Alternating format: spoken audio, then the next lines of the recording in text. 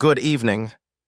People talk, they always have, about appearances, habits, and the smallest, most trivial details. Eyes, shoes, clothing, the hours one sleeps or wakes, even something as insignificant as cutting nails.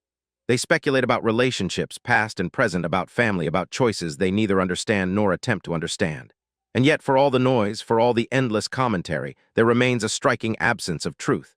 No one truly knows what is going on beneath the surface. Behind the assumptions and judgments lies a reality far more complex and far more dangerous than most would dare to imagine. The past months have not been ordinary. They have been marked by confrontation, by survival, and by a relentless pursuit of truth. Encounters with violence, stabbings, poisonings, shootings, even bomb threats, are not the fabric of everyday life, yet they have become part of this journey. Each incident, each attack has not silenced the mission but instead revealed something deeper. The existence of a hidden network, one that thrives in secrecy and fear, gradually being brought into the light. With every attempt to intimidate or harm, another layer is uncovered. Every attack on individuals, whether witnesses, victims, or allies, serves as evidence rather than deterrence. What is meant to suppress instead exposes. And still the outside world watches from a distance, choosing observation over action, commentary over involvement. This raises an uncomfortable question. When does awareness turn into responsibility? When does witnessing something unjust compel action instead of passive acknowledgement? It is easy to dismiss what one does not understand. It is easy to label, to minimize, or to ignore. But indifference in the face of wrongdoing becomes its own form of complicity. The sense of threat is not abstract. It reaches into every corner of life: relationships, career, finances, personal connections. There is a deliberate effort to dismantle stability, to create isolation, to strip away security piece by piece.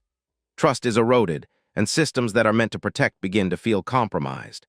When institutions fail to respond or appear corrupted, the line between justice and injustice becomes dangerously blurred.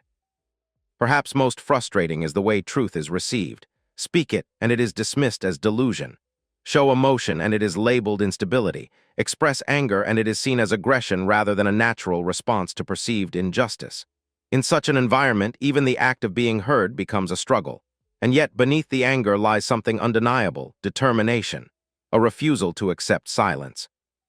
A commitment to uncovering what has been hidden, to holding accountable those who operate without consequence. The belief that no matter how deeply buried the truth may be, it can and will be brought to light. Anger in this context is not without purpose. It is a response to injustice, a signal that something is profoundly wrong. The challenge, however, is not simply to feel it, but to channel it into clarity, into action, into something that builds rather than destroys. In a world quick to judge and slow to understand, the path forward is not easy, but it remains necessary, because ultimately the difference between chaos and change lies in what is done next. So while people continue to talk, speculate, and observe, the real question remains: who is willing to look beyond the surface and act? Have a great evening.